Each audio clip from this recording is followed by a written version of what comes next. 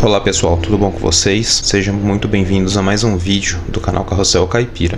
Hoje eu vou falar a respeito de uma apresentação feita para os alunos do primeiro ano do curso de Engenharia Elétrica da Unesp de Bauru. Foi pedido para falar um pouco Carrossel Caipira, daí foi mostrado alguns projetos que acontecem além do próprio futebol de robôs. Uma pena, a apresentação durou mais do que o previsto por conta do fim da bateria da filmadora. E a filmadora ela não conseguiu gravar até o final, mas vai ser uma apresentação bem legal. Acredito que mesmo não pegando o fim, seja bem interessante para vocês. Então peguem a pipoca, venham para a tela do computador e divirtam-se. Boa apresentação. Como é que vocês estão? Também? Acostumando aí um pouco com o Bauru? Já deu para dar uma adaptada? Bom, como o Jorge já falou, somos a equipe Carrossel Caipira. A gente está agora com uma parceria entre o Departamento de Computação e o Departamento de Engenharia Elétrica. O projeto inicialmente era da computação e com o passar do tempo, agora nos 2 últimos anos, a gente conseguiu fazer essa ponte entre a computação e a elétrica. Vou apresentar primeiro um histórico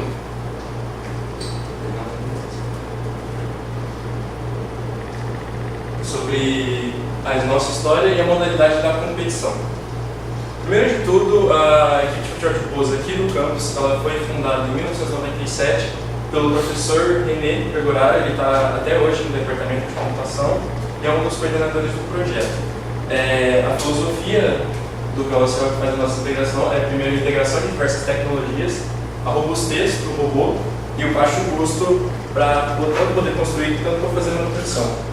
Aqui, se vocês quiserem dar uma olhada, a gente tem os robôzinhos, os modelos um pouco mais antigos. Ele tem a cabine, se quiser tirar, e tem o resto do robô, que a gente vai falar mais pra frente. Aqui tem um outro um pouco mais cru. Deixa eu passando aqui também. O modelo de circuito. Essa é a foto de uma das últimas reuniões do ano passado. Alguns integrantes da equipe. Ali está o Jorge e eu, o resto do pessoal, a maior parte desse pessoal que está aqui é da computação, o Thiago é da elétrica e a Isabelle no fundo, que é de design, que infelizmente não está mais com a gente. Então, como que surgiu isso tudo? Foi na Coreia do Sul, um ano antes, o professor John Won Kim, que ele teve como ideia fazer uma maneira de você desenvolver robótica nas universidades de maneira um pouco mais lúdica. Ele costuma ser, a gente muito laboratório, muita pesquisa, então assim, vamos deixar de uma maneira um pouco mais lúdica e divertida, vamos até trazer como modo de competição, para poder chamar mais alunos e fazer a galera se interessar mais. Com isso ele teve como base tecnologias integradas, priorizar robótica inteligente e um destaque para um dos pioneiros, que é o professor René do Departamento de Computação e o professor Mário da Elétrica, que trouxe o Footfab, que ele já deve ter comentado com vocês, eles ouviram alguns veteranos falando. O Footfab existia há um tempo e agora voltou. Os títulos da equipe foi o vice-campeonato brasileiro em 1998. No mesmo ano foi vice-campeão mundial. Destaque para esse ano que a campeã foi o time da Poli. Daí, para o Mundial, eles chamaram os 2 times finalistas, então o campeão e o vice-campeão foram, e se uniram formando um time chamado Time Guaraná, que foi para a Coreia do Sul e infelizmente perdeu só para o time da casa. E curiosidade 2, nesse ano, o que aconteceu? Como na Coreia eles tinham vários times, e os times eram extremamente fortes, eles fizeram 2 campeonatos mundiais de maneira paralela, um só entre o pessoal da Coreia, dos times entre eles, e o restante. E daí o nosso time foi campeão no mundo todo, tirando a Coreia. Aí quando a gente foi competir na Coreia, a gente tomou um sacode dos coreanos. Aí a gente ficou com um vice-campeonato aí. Os donos da casa. Então é como se a gente tivesse sido campeão do mundo, né? Porque a gente só foi concorrer com os melhores e tomou um sacode do pessoal. Daí depois foi o campeão em 2003, em 2005 e a última vez que subiu no pódio foi em 2013 como vice-campeonato. Agora o hardware, que a parte já tem um pessoal olhando já. Primeiro de tudo, como que faz, qual que é a mágica por trás disso? São 3 robôs, então é 3x3, tem uma outra categoria maior, chama F180, que são 5x5. Daí toda a equipe, todo o time vai compor por um computador, os 3 robôs, uma câmera instalada a mais ou menos 1,80 m, 2 metros do chão, e o campo que tem mais ou menos 1,20 por 1,5. Isso. Ele é quase quadrado, a imagem ela está retangular, mas ele é quase quadrado nas dimensões dele. Daí, e um rádio transmissor. Tanto o robô como o computador, eles vão possuir um rádio transmissor para poder fazer a comunicação. A câmera ela fica em cima porque os robôs eles são como se fossem terminais escravos. Qual que é a finalidade? A finalidade dele é receber informações do computador e executar os comandos que ele está falando. E por que ele é escravo? Porque ele não toma nenhum tipo de decisão. O computador, através da câmera, ela faz a leitura da posição onde estão todos os jogadores. Por isso que vocês estão vendo aí, que na caixa dele, em cima, inclusive na sua mão também, tem essa etiquetinha com as bolinhas, que é para a identificação dos times. Então, por exemplo, se no nosso jogo que tiver com a etiqueta amarela e roxa, todos os jogadores têm que ter a etiqueta amarela e roxa do nosso time. Do outro time eles não podem ter nem amarelo nem roxo nas cores, porque são calibrados de acordo com as cores na câmera. E baseado nisso, várias vezes por segundo é feita a leitura da posição que o robô está em relação ao campo, que é a posição que ele está em relação a todos os jogadores do mesmo time adversário, e a posição que ele está em relação a si mesmo. Se ele está virado, por exemplo, se ele está correndo em direção ao próximo robô, ou se ele está fugindo do robô como se fosse um contra-ataque para defender ou tentar buscar a bola. E aí, baseado nisso, o computador toma as decisões e manda o comando para o robô. Por isso que a gente fala que o robô ele é escravo, um terminal escravo, ele só fica recebendo as informações e executa as ordens do computador. Quem pensa é o próprio computador, e por isso que precisa de 2 rádios. Na verdade, 2 entre aspas, porque cada robô usa um rádio, então é como se todos eles formassem um só, que é uma função específica, receber informações, e o computador seria o segundo rádio, que é a função dele específica, é enviar informações para o robô baseado no que a câmera está enxergando. Daí a composição do robô, esse da foto, se não me engano, deixa eu ver se está passando aqui. É esse transparente.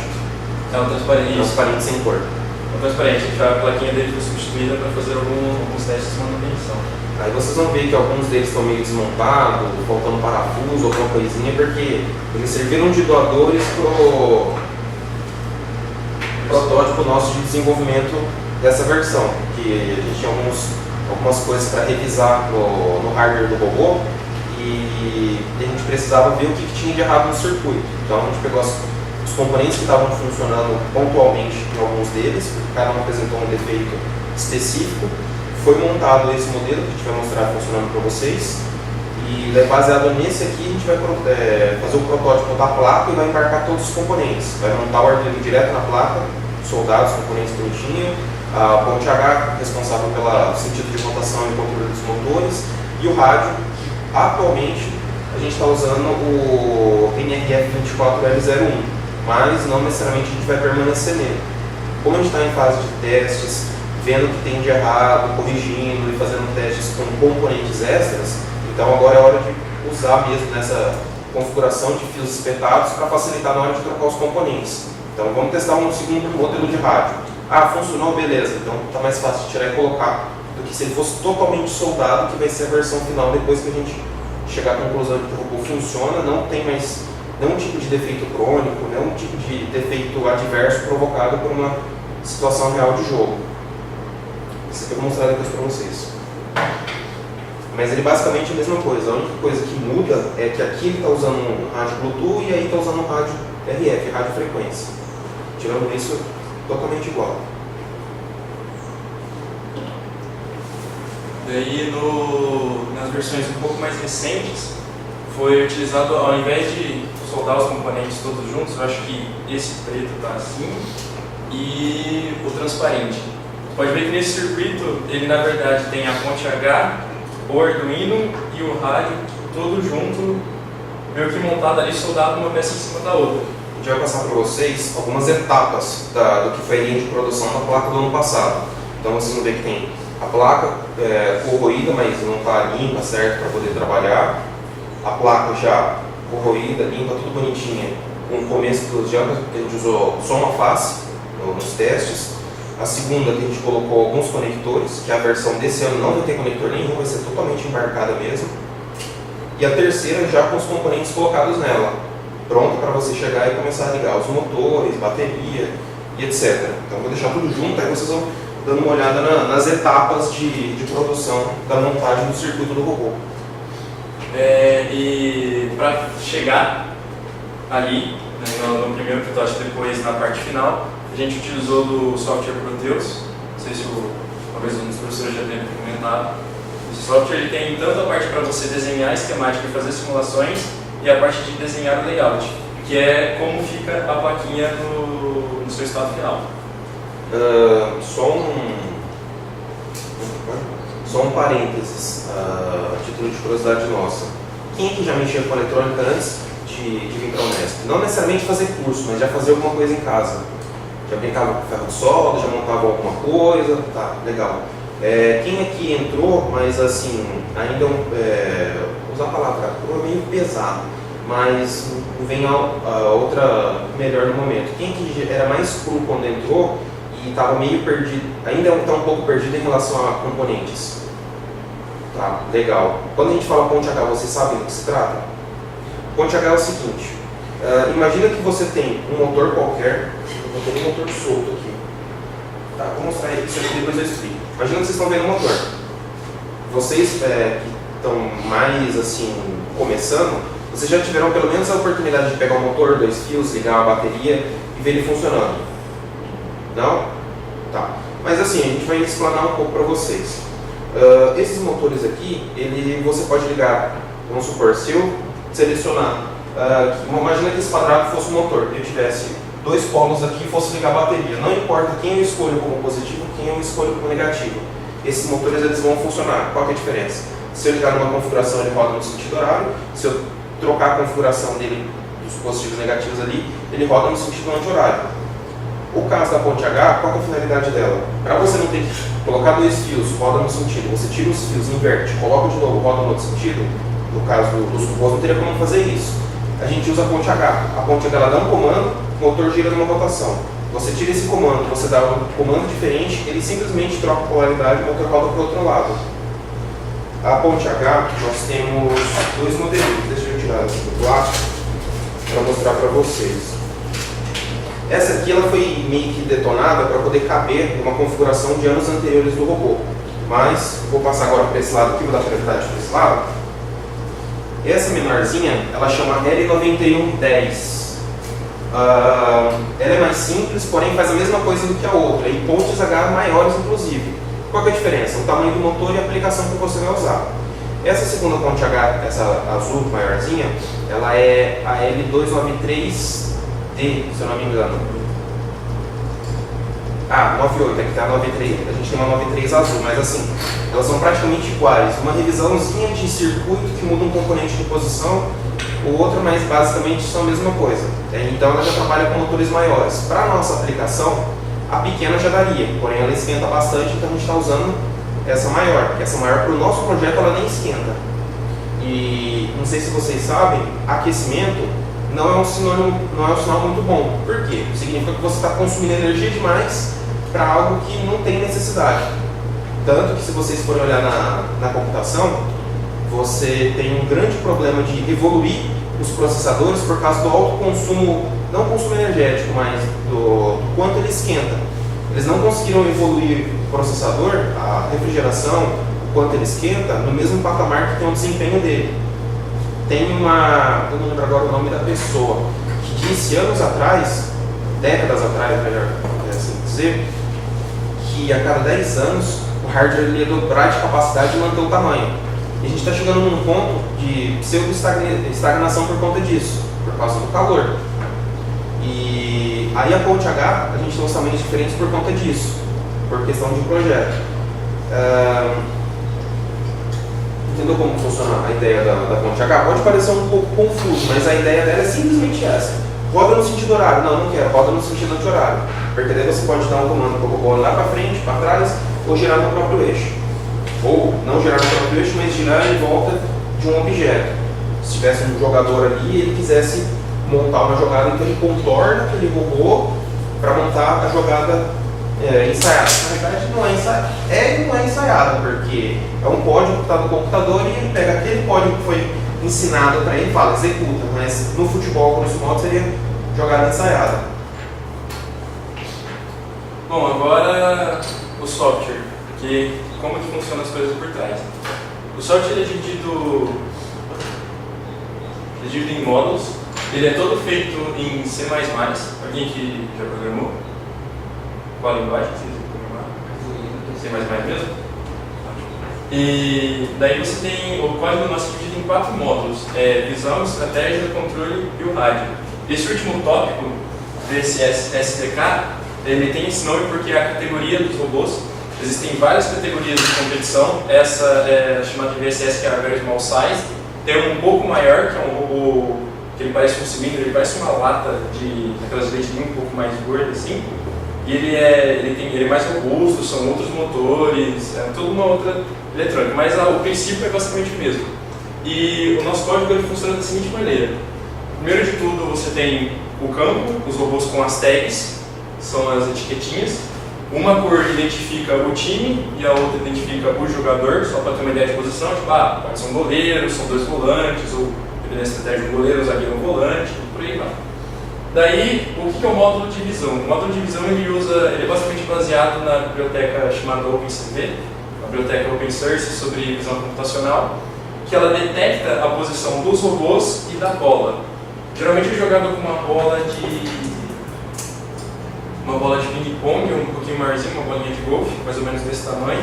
E todo o código ele tem que, através da câmera, detectar as tags e a bola, sempre, as tags e a bola, e o campo por dentro ele é marcado, ele é todo escuro, para não ter interferência de cores toda, e ele é todo iluminado por fora, porque, qualquer problema de iluminação. Durante a competição do ano passado a gente teve esse problema de fazer uns testes lá, quando foi a competição, que foi problema de iluminação, a gente precisou tampar um pouco as luzes até de casa, para poder fazer funcionar. Depois de detectar a posição dos objetos, ocorre a estratégia. A estratégia define basicamente para onde os robôs vão a partir da posição da bola. Então, vamos supor, está no meio de campo. Vamos fazer um paralelo entre um quadrante, por exemplo, o eixo XY. Por exemplo, se a bola começou no meio de campo, foi para o meu primeiro quadrante. Aí o que eu faço? Na câmera detecta a posição da bola e a posição dos robôs. Vamos supor que eu tenho um robô na parte do Y positivo. Então ele pode ser o robô mais perto da bola. Então a estratégia vai mandar assim, manda o robô 1, que é esse, e ir na direção da bola. Basicamente a estratégia vai fazer todos os cálculos para fazer eles irem até a bola. E depois, consequentemente, fazer o gol. O controle, ele tampou um pouquinho escrito, quer dizer como vão. A estratégia, o controle atual ele é baseado em campos potenciais. Ele é um pouquinho chatinho de entender, mas o controle quer dizer o quê? Ele pega as informações e fala assim, eu preciso transformar isso em códigos e enviar para o rádio e, consequentemente, para os robôs. E esse trabalho é todo dado pelo controle. São algumas equações matemáticas, depois foram transferidas em métodos numéricos para a computação, e tudo feito também por software. Depois disso, ele é enviado para o rádio, no caso o rádio, o transmissor. Ele também é o mesmo modelo, é esse verdinho que está na placa, um verdinho mais ou menos desse tamanho assim, uns 6 ou 8 pinos. E ali ele chega as informações por ele, por radiofrequência, ele envia o programa para os robôs e os robôs fazem o deslocamento. Depois disso, é atualizada a rotina e ocorre todo o procedimento de novo até ou ter uma parada na partida ou o gol, eventual gol. Isso, detalhe, isso acontece muitas vezes por segundo, então é um processo muito rápido. A câmera, para você ter uma ideia, tem time que chega a fazer mais de 100 capturas por segundo. Seria 100 quadros por segundo para ele entender o que está acontecendo, porque em um segundo você pode ter um tiro de um jogador para dar um ataque, você pode ter um robô que bateu na lateral do campo, porque o campo ele tem como se fosse um muro de barreira para o robô não exceder. Então, em um segundo ele pode fazer várias coisas diferentes. Então, ele capturou várias vezes por segundo para fazer os cálculos dele e tomar várias decisões para que o robô faça a melhor jogada. Aproveitando, essa aqui é a versão, por que eu falei para vocês que ela tinha um Bluetooth? Porque, como a gente está trabalhando também com o desenvolvimento do controle e a gente não tem como reproduzir o campo na casa de todo mundo, está trabalhando em casa, a Então, no meu caso, por exemplo, eu montei um Bluetooth e a gente desenvolveu o controle para controlar ele. Então, por exemplo, no momento que você gostaria de testar um comando, se ele vai se comportar de uma certa maneira, então você tem aqui o controle para fazer a simulação. Ele está fazendo esse movimento de gangorra, porque é aquilo que eu falei, a gente pegou as peças e montou mais ou menos só para ver ele funcionando. E daí na versão final, talvez ele nem tenha 2 rodas, ele tenha mais, porque isso não é algo que é característico da nossa categoria. A nossa categoria fala que o robô tem que ter 7,5 cúbico, então altura, comprimento e largura de 7,5. O robô ele pode até ter um recuo para ele colocar a bolinha, para poder empurrar, para a bolinha não sair para os lados quando ele empurra em linha reta, só que não pode exceder 30% do tamanho da bola. Na parte de cima, eu não entendi o que tem isso na regra, porque o nosso robô ele não chuta a bola, mas tem a mesma coisa, a parte de cima também não pode exceder 30% da bolinha. Não sei se em alguma situação a bolinha possa ter jogado para cima e caído na cabeça de um robô e o robô empurrado ela para dentro do gol. Então, para não acontecer esse tipo de situação também tem essa regra. Eu acredito que seja talvez por conta disso.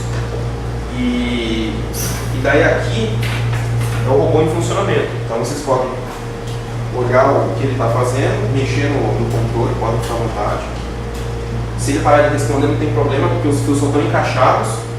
Então, porventura ele esbarrar, fazer alguma coisa, ele vai parar de funcionar. Se quiser também pode, quando um controla, o outro segura ou põe em cima da mesa, dá só uns toquinhos. E daí esse é o protótipo nosso de desenvolvimento. Aí ele não tem controle de velocidade por enquanto, então vocês vão ver que ele patina para poder sair. Mas no jogo de futebol ele tem o que chama de PWM, que é uma sigla em inglês, para você controlar o quanto você quer de força no motor. Então, uma das funções da ponte H também é essa. Além de controlar o lado que o motor roda, ela controla a velocidade com que o motor vai rodar. E daí, nesse caso, ele dá um comando mínimo para o motor sair da inércia, depois ele aumenta, como se fosse a aceleração de um carro, de uma moto, ou até da bicicleta. Você começa numa marcha leve e depois você troca. A diferença é que aqui a gente não tem marcha. A gente tem um motor com uma caixa de redução, é como se fosse um câmbio, mas é uma marcha só. Ele trabalha com alta rotação e troca, ele joga uma grande quantidade de torque nas rodas. Por isso que, de maneira instantânea, ele patina e ele já sai andando. Daria para usar motores sem essa caixa de redução? Com certeza. Inclusive, a gente está fazendo esse tipo de teste. Essa caixinha aqui, a gente chama, o material chama poliestireno. Ele é um material que a gente está atualmente fazendo alguns testes, junto com o acrílico, que é acrílico algo que a gente já fazia. A vantagem desse material é que ele é extremamente barato comparado com o acrílico, ele custa 1/5 do valor do acrílico, para vocês terem uma ideia. É extremamente barato e fácil de trabalhar. Corta com estilete, corta com tesoura. Para você dobrar, você usar quente. Se você não tiver um soprador térmico, um secador de cabelo, já dá para você fazer. Se não conseguir, se não tiver um secador de cabelo, ou aquele vapor do fogo lá, que você põe o fogo, põe a placa em cima, vai dar um pouquinho de trabalho, mas dá para você manusear isso também. E aqui, eu não lembro agora como que chama a categoria, mas tem uma categoria que usa robôs de 15, seria o dobro do tamanho, 7,5 vezes 2 dá 15. E aqui é a base de um protótipo que a gente está fazendo. Por quê? A gente vai estudar coisas mais robustas para colocar naquele robô, para não ter, por exemplo, o problema de queimar a ponte H. Então a gente vai colocar mais motores, mais coisas, para deixar um circuito superdimensionado, para a gente ter margem de sobra. Por isso que a gente vai fazer a placa embarcada, tudo soldado. Uma vez sabendo que o que a gente tem ali não vai prejudicar o circuito, então a gente pode fazer tudo soldado sem se preocupar com queima. E daí essa é a base que a gente está montando para testes e ele vai ter esse tamanho. E a aparência semelhante a essa daí que vocês já viram nos pequenos. Que tem inclusive um com você aí. Agora, os outros projetos além do futebol de robôs. Foi o que o Marcel participou no ano passado, nos últimos anos, no ano passado principalmente. Bom, robô em formato de rato. Ano passado eu fiz um mini curso a respeito de robótica educacional na Semana da Engenharia. O coitadinho está amassado aqui, mas aqui dentro ele não tem absolutamente nada. Eu deixei os componentes na parte de baixo para facilitar a montagem. Então o pessoal dos cursos de engenharia, que eu percebi que foi praticamente unanimidade quem se inscreveu, eles desenvolveram isso aqui. Foi um rato esse foi o que eu fiz como piloto e eles replicaram em aula. Se vocês tiverem curiosidade depois, a gente pode passar para o professor passar para vocês a entrevista que a gente deu para a TV Unesp, que fala melhor a respeito da atividade. Em que nós temos o controle ele não tem botões, o que seria, na realidade ele tem, mas não da maneira convencional que vocês conhecem. E a gente fez um reaproveitamento de materiais. Então, às vezes, vocês ficam pensando, eu digo isso porque eu já passei por isso também. Poxa, eu gostaria de fazer alguma coisa, mas eu não tenho condição de comprar os materiais. Dá uma olhada no que você tem ao redor. Às vezes, você não consegue fazer um projeto muito grande, mas você já consegue projetar alguma coisa e você já consegue entender os fenômenos envolvidos ali. Talvez te ajude, por exemplo, na hora de estudar uma prova, um conteúdo novo. E no caso desse aqui, ó, o robô realmente funciona. Ele acende os olhos conforme você aciona as rodas. E se você quiser, por exemplo, fazer um brinquedo para brincar com uma criança, você tem à disposição. Não sei se vocês têm irmãos pequenos, sobrinhos. Então vocês podem dar uma olhada aí. Esse é um dos projetos. Ele existe 3 versões. A primeira versão foi esse carinha aqui, porque nós tínhamos uma integrante do time que ela gosta de gatos, inclusive ela tem gato na casa dela. E a gente ficou pensando, o que a gente vai fazer, por que a gente faz um rato? Todo mundo gostou da ideia e aí a gente fez a modelagem do rato, que é esse ratinho aqui, e ele funciona de maneira semelhante, só que esse aqui é um pouco mais elaborado. O que tem de material envolvido?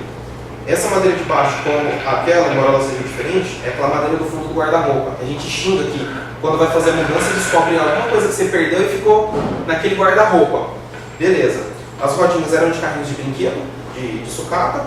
Aqui, basicamente, a única coisa comprada foram os botões, que eu já tinha em casa, mas foram comprados. Porém, eu provei que dá para fazer sem comprar botão, que naquele controle é uma prova disso. Esse cabo USB era um cabo de celular, que apresentou defeito, então eu cortei e montei. Os fios diversos aqui são fios de tomada, fios de chicote de fonte de computador. Esse conector USB eu aproveitei de placa-mãe de computador também, então dependendo uma placa para tirar.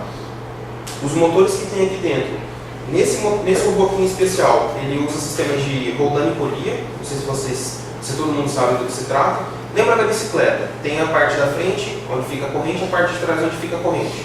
Se você quiser mais força nas pernas, você põe uma marcha que você pedala mais, a troco de você subir uma ladeira. Se você quiser mais velocidade, aí você põe uma outra marcha que você troca força, você pedala menos, a troco da bicicleta andar mais. Você troca força para velocidade ou velocidade para força. E aqui eu usei esse sistema, vocês vão conseguir ver uma parte desse negócio que eu montei. E o motor que está aqui, a parte plástica e a parte de roldana e polia e correia, é do sistema de abertura do drive de DVD do computador. Eu tirei o motor, tirei a engrenagem, tudo. Essa engrenagem aqui, inclusive, é uma das que fazem parte do sistema de abertura da bandeja. Então, aqui a estrutura foi utilizada arame galvanizado. Eu montei a estrutura, fiz pingos de solda nas emendas para ele ganhar um pouco de resistência. Aqui foi utilizado o jornal. Então, molhei jornal com água e cola, fui colocando, igual é feito máscaras de folclore, aquelas coisas. Não sei se vocês chegaram a ver isso já na escola. Isso foi uma ideia que eu usei de quando eu tive uma aula de educação artística na quinta série lá atrás. Falei, o que eu vou fazer? Eu tive um insight de lembrar dessa atividade. Então, assim, tudo que vocês tiveram lá atrás, por mais que você olhe e fale assim, não sei o que eu vou fazer, não, alguma coisa você vai conseguir utilizar. E os LEDs aqui também. Os LEDs são LEDs do sistema de load do drive de CD ou de DVD que seja dos computadores. Então, vou passar para vocês aqui, vocês podem olhar também. Essa é a segunda versão. A terceira versão, infelizmente, ela não está montada. Por quê? Como o Carrossel Caipira até então ele utilizava meios próprios, então boa parte dos componentes que vocês veem são componentes novos, de maneira pessoal, cunho pessoal. Então eu tive que desmontar a terceira versão do robô, que ela era controlada por Bluetooth, para montar esse robô que vocês brincaram agora.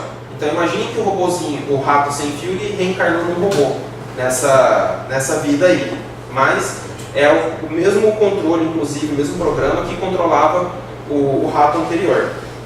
Esse é um dos projetos que está em 3 versões. Foi feito um mini curso na Semana da Engenharia.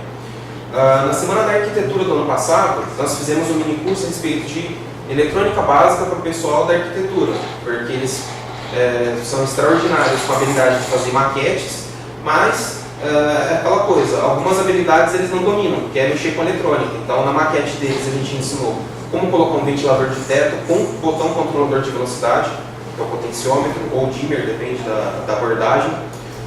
Teve campainha, então, para você apertar o botão, a campainha tocar, que foi utilizado aquele alto-falante de computador quando ele liga, pip. Tirei aquele bip também. O motor do ventilador de teto era o motor da abertura, nesse caso não era o motor da abertura da bandeja, mas era o motor do analógico do controle do videogame, Xbox, Playstation, o motor é igual para todos aqueles controles. Os caras usam há 20 anos o mesmo sistema de motor, ou melhor, os mesmos motores, tamanho. Então, depende de alguns controles de sucata, montamos. E a iluminação foi aleatória, tinha LEDs amarelos, LEDs brancos, azuis, que eram de drivers de computador, carregador de celular, genéricos de camelô, e por aí vai. Então a finalidade, a ideia foi essa, reaproveitar materiais também. Uma outra atividade, vocês estão vendo aqui, quem não sabe o que eu estou segurando? Tá. Isso aqui é o famigerado Raspberry. De nome, vocês já tinham ouvido falar. Então, Raspberry aqui no Brasil, não vou generalizar. Tá, vou generalizar, mas assim, vocês vão entender por que vou generalizar. O que o brasileiro faz? Pega isso aqui, ou usa para assistir filme, ou usa para colocar um monte de emulador de jogo de videogame. Aí você vai no Mercado Livre e tá assim, fliperama 7.000 jogos. Então, o controle de madeira é um cara desse aqui dentro, porque ele tem conexão USB e HDMI. Então, você liga na TV, assiste e joga lá. Essa versão é a versão 2B, essa versão é a versão 3B, porém vocês vão pegar na mão, vocês vão ver que tem semelhanças entre eles, assim, é praticamente igual. O que muda é a quantidade de processamento, memória RAM e por aí vai. Esse cara aqui, eu acredito que vocês todos conheçam. Às vezes não tiveram contato de jogar, mas ouviram falar, viram e beleza. O que eu fiz nessa criança? Por que eu trouxe? Está montado no Raspberry aqui dentro. Aí você fala, mas você montou o som na carcaça. Não, não montei som na carcaça. Essa porta aqui, que é a porta GPIO, é uma porta de entrada de dados, entrada e saída de dados. E o que foi feito nesse projeto? Os controles foram montados direto na placa. Então, a porta aqui na frente com o controle do Super Nintendo, o controle de fábrica dele funciona. Então quer dizer que se eu colocar o emulador do Super Nintendo ou o Mario World, pegar aquele controle que eu tenho antigo em casa, espetar, vai funcionar? Vai. Então eu vou deixar aqui aberto, só tomem cuidado porque os fios estão segurando de um lado para o outro, mas para vocês terem uma noção do projeto. Outro projeto. Não vou conseguir mostrar agora por questão de tempo, mas caso vocês queiram, a gente pode mostrar numa outra ocasião. Vocês estão vendo aqui 2 etiquetinhas. Vou deixar aqui dentro para as duas. Essas etiquetas se chamam QR Code. É como se fosse um código de barras, mas com outras finalidades. O código de barras só guarda, teoricamente, números e uma quantidade limitada de números de acordo com o tamanho do código de barras. E o QR Code ele gera uma espécie de padrão. Ele é o USB das etiquetas, né, o Universal Serial Bus, em que você consegue armazenar números de telefone, números diversos, você consegue colocar caracteres como letras, então você pode colocar um e-mail, por exemplo, numa etiqueta. E aqui o que foi feito? Esse celularzinho, embora antigo, ele é um telefone Android, foi instalado alguns programas aqui e ele foi transformado em um servidor de arquivos. Então você pega seu celular, por exemplo, escaneia a primeira etiqueta e você conecta no Wi-Fi daqui. Aí você escaneia a segunda etiqueta e você acessa a página que está dentro desse telefone para você baixar os arquivos que tem aqui dentro. Mas para que eu posso usar isso? Múltiplas possibilidades. Vocês podem criar um projeto em que esse projeto precise de armazenamento de dados ou leitura de dados e você pode usar o seu telefone, o celular, como uma espécie de servidor para fazer essa troca de informações. Então, é uma possibilidade de ideia de projeto para vocês. Esse cara aqui, esse ano eu faço parte da comissão organizadora da Semana da Engenharia, da SEMEN. Então, eu vou fazer um pré-convite para vocês aí. E eu estou tentando confirmar algumas parcerias de empresas para que eles financiem os materiais. Dando certo, eu vou receber a resposta quarta-feira. eu vou fazer um mini curso a respeito de prática educacional. Então vocês vão pegar toda aquela teoria que vocês vão ver na graduação de vocês, ou coisas que vocês já viram fora dela, inclusive, e vocês vão entender como colocar em prática tudo aquilo que, por exemplo, vocês veem no YouTube, ou aquela teoria que vocês veem em sala de aula, e colocar em prática de fato, pela mão de vocês. E essa é uma atividade que vai ser feita. Tanto que esse telefone está desligado, deixa eu ver se eu consigo ligar e mostrar para vocês. Ele é um controle feito com restos de peça, então são botões de um controle USB qualquer, aqueles de 10, 15 reais de camelô, um cabo USB. Esse carinha aqui, alguém não sabe do que se trata?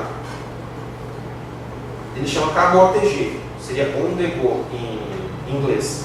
Qual é a finalidade dele? Fazer com que o seu celular que tem aquela portinha para carregar, ele vire um computador, porque você consegue acoplar teclado, mouse, USB, HD externo, mediante alimentação auxiliar, controle, então aquele emulador que você baixou e joga no seu celular que os dedos ficam atrapalhando a tela, você pode comprar um controlinho desses de 15 reais de camelô e colocar ali para funcionar.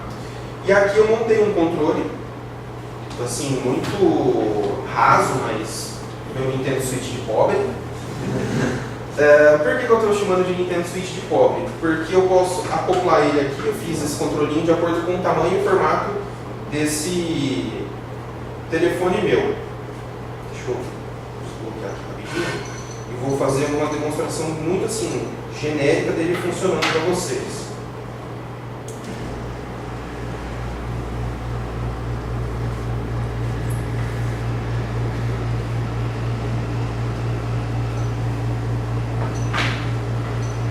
Por exemplo, cadê?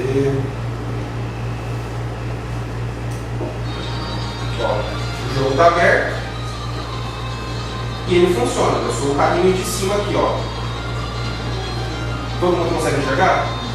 Apesar de maneira um pouco crítica, ainda não consigo controlar o carrinho.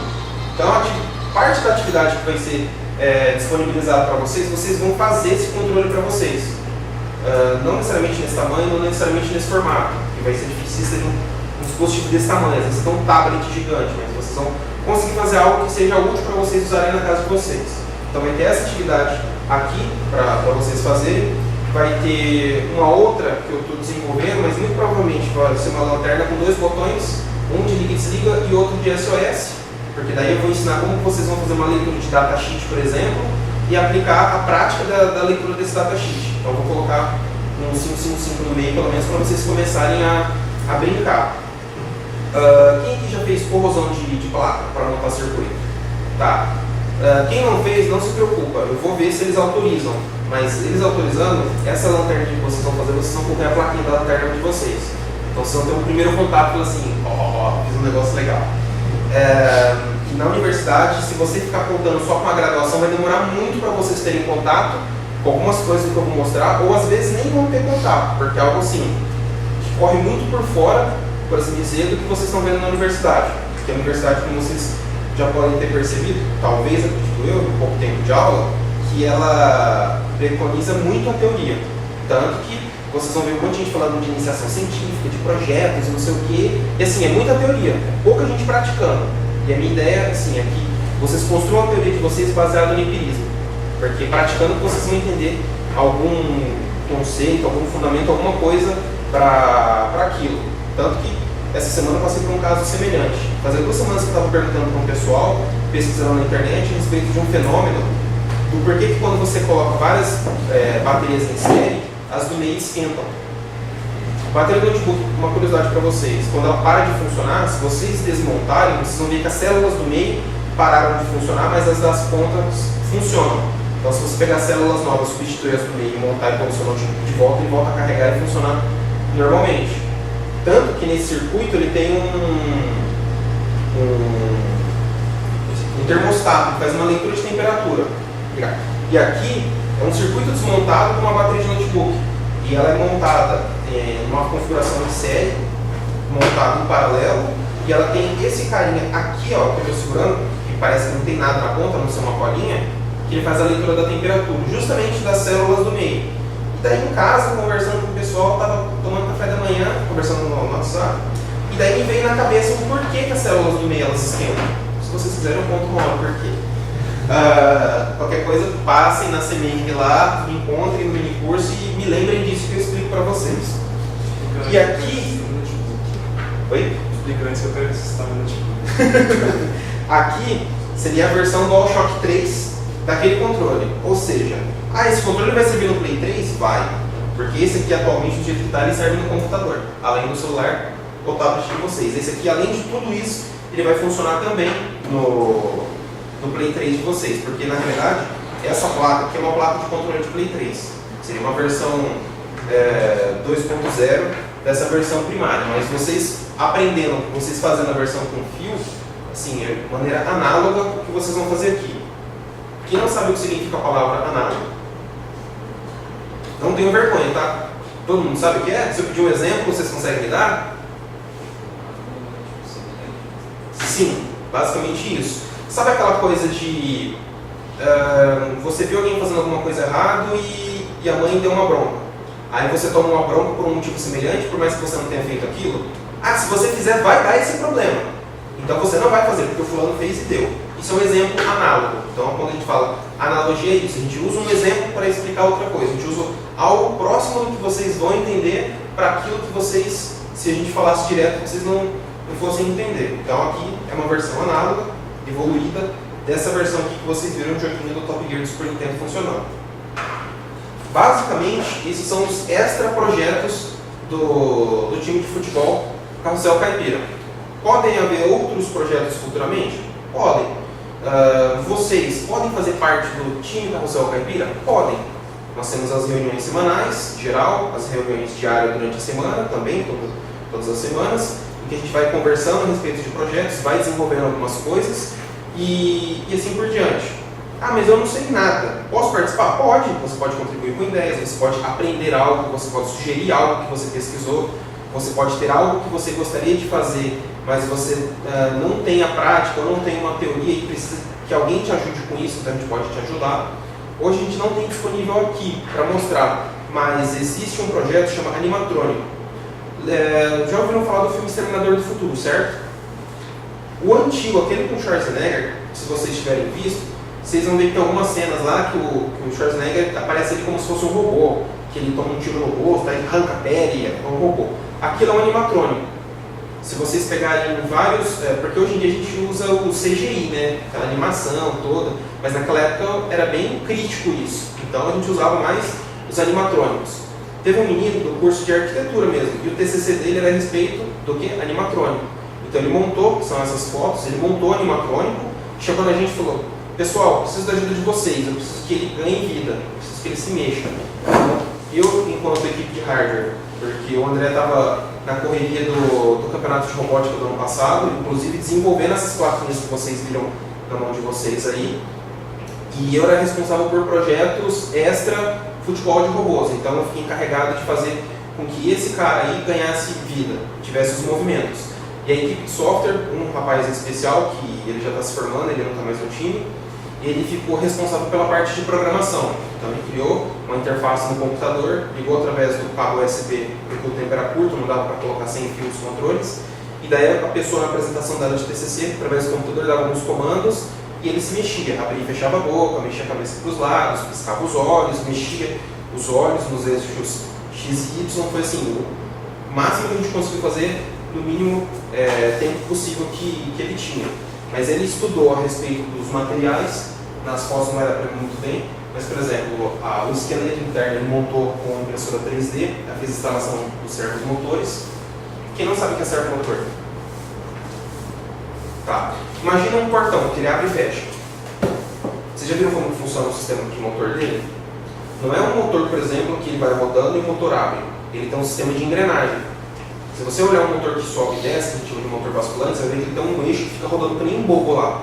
E daí, conforme o motor sobe e desce, tem uma peça presa nesse eixo, responsável por fazer o portão subir e descer. E fica o motor paradinho lá. Quando a gente chama de motor de servomotor, motor de passo, são motores que eles têm funções específicas, coisas semelhantes a isso. E aqui, nesse caso, ele não é um motor que você aciona e ele roda totalmente para um lado, ou você inverte a polaridade e roda totalmente para o outro. Você simplesmente dá um comando em graus. Eu quero que ele ande aquele eixo branco, que é essa peça branca, sei lá, 30 graus. Você dá o comando, ele aciona o motor, a hora que dá 30 graus ele para. Ah, eu preciso que ele, sei lá, dê 60 graus no lado oposto, que ele volta os 30 que ele andou e anda mais 30 para baixo. Você dá o comando, ele mexe isso também. Então, além de ele ter os dois fios de alimentação dos motores, ele tem um terceiro que ele recebe essas informações. E aqui foi utilizado vários. Esse arame é arame galvanizado, por sinal, não é o mesmo arame que está naquele rato preto, mas é um arame semelhante àquele, só que ele é um pouco mais grosso. E daí foi montado para fazer a abertura dos órgãos, todos os movimentos. Então a gente dava os comandos, esse motor acionava em uma quantidade específica de graus, e o animatrônico ele se mexia de acordo com o comando que você dava. E daí ele foi estudando. Essa parte tem fibra, você já deve ter visto o orelhão telefônico, orelhão, aquela parte de cima dele é feito do mesmo material. Daí ele fez isso, o busto aqui ele fez em gesso, depois ele fez uma pele, que é essa aqui que vocês estão vendo, que agora já está com orelha e uma certa feição, ele fez um orc, a aparência do animatrônico dele. E foi feito em látex, teve todo um trabalho mesmo. O cara estudou bastante, gastou bastante, errou bastante até ele conseguir chegar nessa ideia final de projeto. Por isso que eu falo para vocês, mas às vezes eu não vou participar porque eu estou no começo do curso, não vou participar porque, sei lá, eu tive pouca prática. Não interessa, se você tiver uma ideia, é o suficiente para você participar do time. Não precisa ficar esperando por processo seletivo, pode procurar a gente. Se a gente estiver numa correria e não tiver especificamente com o processo seletivo aberto, mas você quiser participar das reuniões, contribuir de alguma maneira, você pode participar também. Inclusive, o Thiago, que é aquele rapaz que estava agachado na foto que a gente mostrou do pessoal lá, ele é do curso de Engenharia Elétrica. Esse ano ele está em intercâmbio, então vocês vão ver ele pela Unesp só a partir do segundo semestre, se eu não me engano. Mas ele entrou através dessa maneira, conversando com o pessoal, participando, e ele entrou sem processo seletivo, porque quando precisou de gente, o time já incorporou ele. Uma curiosidade rápida. O que aconteceu? A gente dividiu o time, porque eu não fazia parte do time nessa época. Estava participando de um campeonato brasileiro de robótica, acho que foi em Curitiba o ano, não foi? O Fernando. Tá. E ele ainda fazia CTI da Unesp lá. E daí ele estava lá, mexendo com as coisas dele, que ele ia participar. Não sei se foi ele ou se foi o pessoal do Carrossel que precisou de uma alimentação externa, uma extensão, se eu não me engano. E daí, se eu não me engano, foi ele. E daí ele viu o pessoal de Bauru com camiseta escrito Bauru. Ele falou: caramba, eu tô aqui longe de casa e tem gente de Bauru aqui. Aí ele foi lá, conversou com o pessoal, pediu a extensão e tal, e começou a conversar com o pessoal. Antes mesmo dele entrar na Unesp, ele já vinha, participava das reuniões, conversava, e quando ele passou a fazer parte da Unesp, o pessoal do time falou: vem fazer parte do time com a gente. E ele está no time desde então. Ele entrou antes de mim, eu acredito que ele está no time há uns 3 anos. 3, 4 anos. 3, 4 anos já. Por quê? Porque não é o tempo de Unesp que ele tem, mas é o tempo que ele já fazia parte de maneira não oficial, quando ele era do CTI, e quando ele entrou para a Unesp, ele pôde de fato fazer parte. Por isso que eu falo para vocês: tem vontade, tem alguma ideia, não tem ideia, mas tem vontade de quer ver coisas novas, não precisa necessariamente desenvolver algo. Vocês podem assistir as nossas reuniões, ver o que está sendo desenvolvido e participar, não necessariamente de maneira ativa, até você se sentir à vontade para participar de maneira ativa, se for da vontade de vocês. E aqui são alguns projetos então, inclusive o próprio animatrônico que eu falei para vocês, que foi desenvolvido por um aluno do curso de design e finalizado pelo Carrossel Caipira. Então, se vocês tiverem uma ideia de projeto, pode trazer também que a gente ajuda vocês, não necessariamente o projeto do Carrossel, pode ser coisas externas aí para vocês também.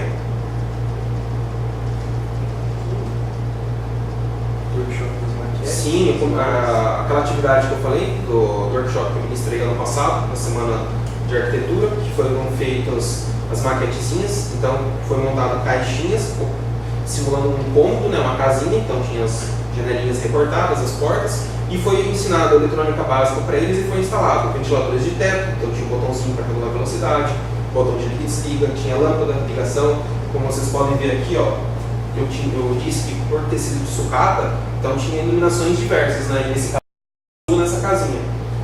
Não vai dar para ver muito bem, mas o pessoal trabalhando com ferro de solda, fazendo revisão de circuito, montando, então foi uma atividade bem bacana. E eu acredito que para eles tenha sido muito mais bacana, porque foi um mundo totalmente novo, que não fazia parte da cultura deles, incorporado ao mundo deles. Que eu acredito que eles vão levar isso para a vida toda. Bom, e como considerações finais, nós temos alguns objetivos da equipe. Primeiro comentando, fazendo tudo aquilo que o Jorge tinha falado, que é a expansão da equipe, continuidade dos projetos, manter a interdisciplinaridade, porque antes era só o pessoal da computação. Agora a gente tem o pessoal de computação, tem o Jorge da matemática, tem eu, o Matheus e o Thiago da elétrica, já passou a gente de arquitetura, a gente de design pela equipe. Então, a longo prazo, queremos expandir a equipe, incorporar ainda mais projetos, tanto projetos por fora quanto projetos relacionados a competições. E, além disso, na parte dos robôs mesmo, melhorias de hardware, atualizações no software.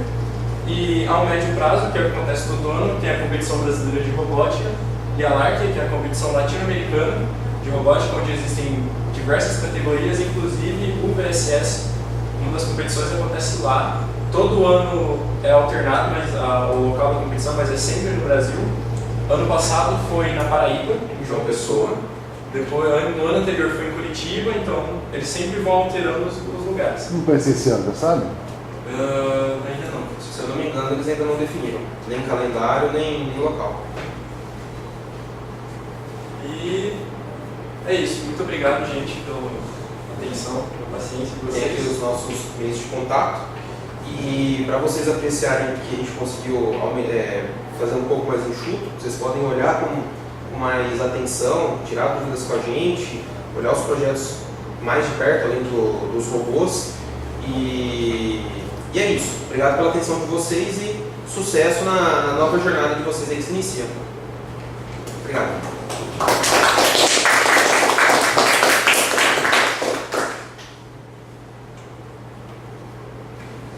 Muito bom. O que vocês acharam? Vocês vão participar da semana de engenharia? É um videogame? Sim. Eu montei um controle para acoplar o celular. Legal. Tá. Que é essa versão aqui que eu estou começando a montar o protótipo.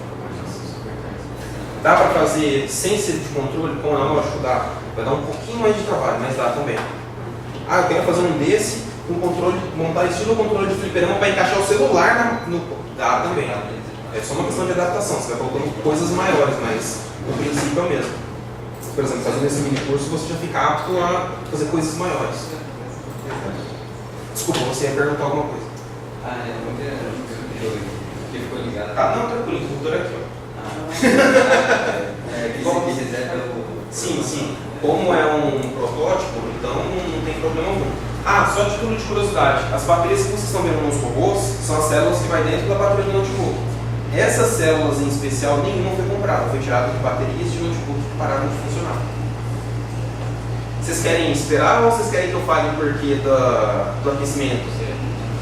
Se o professor puder me corrigir se eu estiver errado na observação, eu comentei com eles que eu fiz algumas perguntas para esse detalhe eu não tinha falado. Para um pessoal que estuda engenharia elétrica. Perguntei para 3 pessoas que fazem parte da comissão da semente de um fenômeno e eles não souberam me explicar. Aí eu fiquei com isso na cabeça e essa semana eu cheguei a essa conclusão do porquê que quando você liga baterias em série, as células do meio elas esquentam. Só as do meio? Só as do meio. Inclusive, se você pegar o...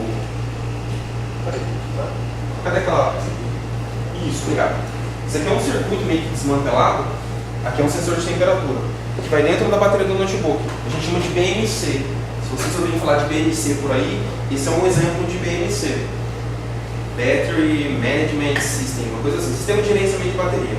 As células íons de lítio, elas são sensíveis, muito mais sensíveis em relação às pilhas comuns, que tem mercúrio, tem cádmio, níquel e por aí vai. E elas exigem que você tenha esse sistema de gerenciamento individual. Não interessa se elas estão ligadas em série, se elas estão ligadas em paralelo, ou se elas estão ligadas sozinhas. Tem que ter para carregar. Você não pode usar, por exemplo, mais do que 500 mAh para carregar. Você não pode mandar uma tensão acima de 10% do limite máximo dela carregada até de 4.12. Tem várias coisinhas que você tem, vários pré-requisitos que você tem que preencher, senão você estoura a coitada da bateria. E nesse eu percebi que, por exemplo, a bateria do notebook, ela esquenta a célula do meio, e é justamente a célula do meio que para de funcionar. E eu cheguei à seguinte conclusão, que, se eu estiver errado, o senhor me corrija, por favor. Por que ela faz isso? Porque a bateria do meio, ela está como se ela tivesse... Imagina que vocês têm uma caixa d'água, vocês abrem uma torneira. A água que vem da rua seria a bateria de uma ponta do sistema, a torneira seria a segunda bateria do sistema. E a caixa d'água seria a bateria do meio do sistema. Então ela fica o tempo todo enchendo e esvaziando, enchendo e esvaziando, enchendo e esvaziando. Enquanto as baterias das pontas, a energia só passa por elas, né? Ela não tem esse sistema de carregar, elas só vão fazendo a função delas. E a do meio ela vai perdendo eficiência no decorrer do tempo por conta disso. Por isso que ela gera o aquecimento. Pelo menos foi a observação a conclusão que eu pude chegar nas observações que eu tive. Aí eu não sei que disciplina que é. O senhor comentou das disciplinas. Para mim é novidade até isso, eu não sabia disso não. Então, posso investigar. Se o senhor puder me dar essa resposta, depois eu agradeço. Eu pesquisei na internet, não achei nada falando a respeito. Mas carregando elas em série, né? Sim. Uma coisa que tem problema na hora de você ligar com bateria... Não, mas até no uso elas esquentam as do meio. Então, mas é exatamente isso, né? Qualquer diferença entre elas é um problema, né? Quando você associa principalmente em série. Qualquer pequena diferença, né? Ela acaba, como você disse assim, acaba concentrando os problemas em cima.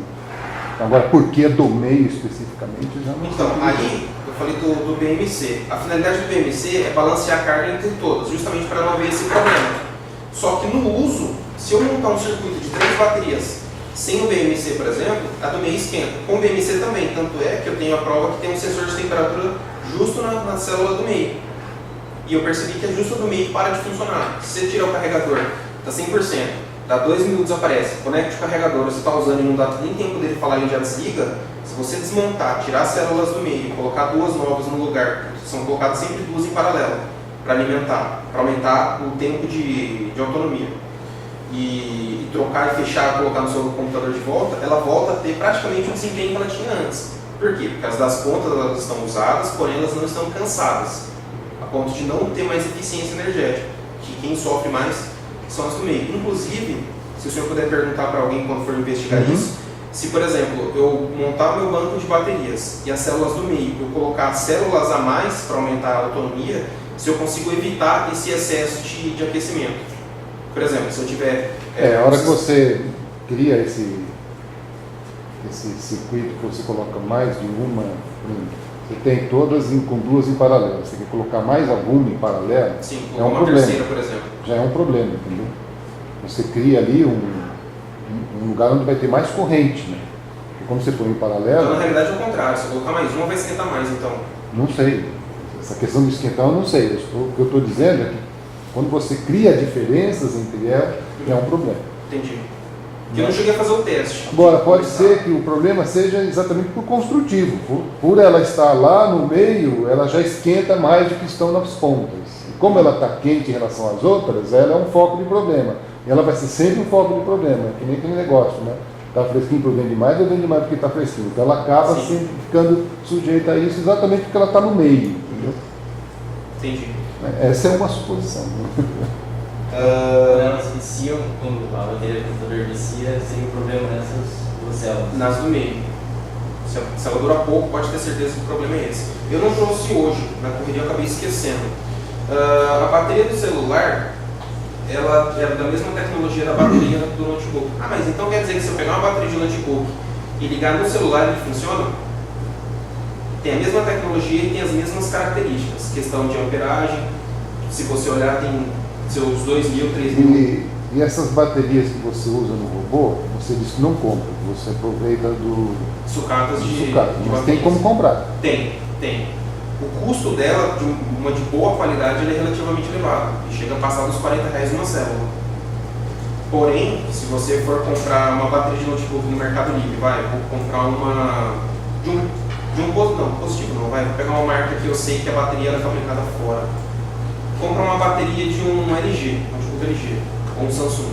As células, as boas, quem fabrica normalmente é a Samsung. Você pode pegar um Sony vai desmontar, você pode pegar um MacBook dos mais antigos que usa esse mesmo formato de célula e abrir, você vai ver que está escrito Samsung na célula. Tem algumas aí, nas verdes, ela está escrito Samsung. Se tiver algum robô com célula verde, se não me engano, nesse daí está escrito Samsung na célula. Sai mais barato você comprar uma bateria, depenar coitado e usar as células, porque essas células são as boas, do que você comprar as boas de maneira individual. Esse é um artifício que às vezes a gente acaba fazendo. Mais barato você comprar algo inteiro pronto e tirar só o que você precisa do que você comprar só um componente específico. Se você for montar um Arduino, não tem um Arduino. Ó, esse aqui a gente chama de standalone. Imagina que você monta um carro genérico. Teoricamente você usa o mesmo motor em vários outros carros. Então o desempenho desse motor é mediano, porque ele tem que ser compatível com vários carros. Agora, quando você faz um carro com um motor específico para uma finalidade, imagina, por exemplo, a comparação de celulares Android, que é um sistema operacional para vários tipos de celular, comparado aos iPhones, por exemplo, que o sistema operacional é feito só para aquele iPhone. Então ele é customizado para aquilo, por isso que ele tem um hardware inferior, porém ele tem um desempenho superior. Então aqui seria a versão genérica, para você começar os seus projetos a partir daqui. Se vocês tiverem visto uma foto de um Arduino Uno, por exemplo, não tem nenhum aqui aberto, tem nenhum aqui para mostrar para vocês. Hoje a gente está tudo nano. Vocês vão ver que é a mesma coisa, se vocês analisarem os componentes. Se você for comprar um Arduino pronto, você vai pagar um desse, vai comprar aí na casa dos, sei lá, 20, 25 reais, talvez. Se você comprar só esse carinha aqui, que é responsável por ficar o sistema dele dentro, só ele já custa o preço do Arduino. É aquela história, eu fiquei sabendo de uma pessoa que bateu o carro custa 20 mil, para arrumar custa 30. Como que isso pode? Porque os componentes de maneira individual, quando você junta todo mundo, ele custa mais caro do que você comprar pronto. Então às vezes compensa mais você comprar a bateria, desmontar, tirar o que te interessa, do que você comprar as células de maneira individual. Fora que uma bateria nova, você pode aproveitar o circuito dela para fazer de recarga das baterias que a gente, por exemplo, usa nos robôs. Uma coisa que eu estava comentando com eles, esse ano a gente está incorporando todo o hardware numa placa só. A gente está embarcando a placa do robô, então ela não vai ter nada espetado, vai ser totalmente soldada. Até então a gente usa uma placa de face simples, vai ter dupla face, vai ser incorporado o BMS, que é o sistema de carga das baterias, vai ser incorporado o rádio, tudo numa placa só. Vai ser um negócio bem, já é bem desafiador, mas vai ser uma coisa bem bacana. Aí eu estava falando com vocês das baterias. Eu não trouxe o celular, que eu uso o celular de notebook para funcionar, eu esqueci em casa. Mas aqui eu trouxe algumas coisas para a questão de apreciação de vocês. Essa é uma bateria de tablet, aqui é uma bateria de celular, essa é uma bateria de controle de Play 3, e essa bateria era uma bateria de PSP. Ela vem numa caixinha no invólucro semelhante a esse, porém não tem fio, tem os terminais. E como deu problema no sistema de carregamento dela, eu tirei, eu testei a célula e vi que a célula funciona. Por exemplo, um drone usa esse mesmo tipo de bateria. Existem íons de lítio e polímeros de lítio. Você vai ver as baterias que são polímeros de lítio, ela é chamada de LiPo. São esse tipo de bateria aqui, em especial, que ela tem uma capacidade maior de armazenamento e de sustentar o circuito em questão que está sendo trabalhado. No caso do drone, ele precisa de energia instantânea e durante todo o tempo dele de voo. Não é aquela coisa igual um carro antigo que você liga, tem que ficar esperando esquentar o motor para você poder sair, senão ele fica engasgando, dando trabalho para a rua. Então aqui tem os modelos das baterias, eu vou passar para vocês. Essa bateria eu trouxe em especial porque vocês vão ver que ela tem uma plaquinha por fora. Normalmente todas elas têm. Só essa aqui não, essa também tem. Agora que eu lembrei que uma vez eu abri, eu estava olhando dentro.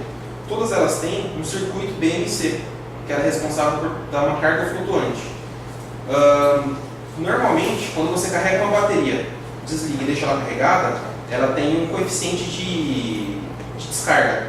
Se você deixar ela 100% agora, medir, e daqui, sei lá, 6 meses você chegar com o multímetro e medir, você vai ver que ela dá uma diferença. Então assim, nossa, ela está gastando sozinha? Não, ela está perdendo a capacidade energética dela. E o sistema de gerenciamento, o que ele faz? Na hora que ele dá a carga 100%, ele não para de carregar. Ele fica mandando, vamos supor, 50 mA, que é como se fosse uma compensação do quanto ela descarrega sozinha. Então ele sempre compensa o quanto ela está descarregando sozinha. Então você vai sempre ter uma bateria 100% ligada carregando. Por que uma bateria de celular estufa? Vocês têm noção do porquê? Vocês já viram uma bateria de estufar, certo? A bateria estufa pelo excesso de carga. Às vezes o sistema do telefone ou da própria bateria, ele não tem um gerenciamento muito inteligente. E ele fica mandando. E por longos períodos de tempo que o seu carregador fica no celular lá, deu 100%, fica, sei lá, mais 20 horas no carregador. e se faz isso por um longo período de tempo, você danifica, aí ela estufa. Porque é um processo, não sei se acontece se é igual, mas se eu não me engano é um processo de sulfatação que acontece com baterias de carro. Quando você manda uma quantidade de energia muito grande, uma amperagem muito alta, a bateria ela borbulha.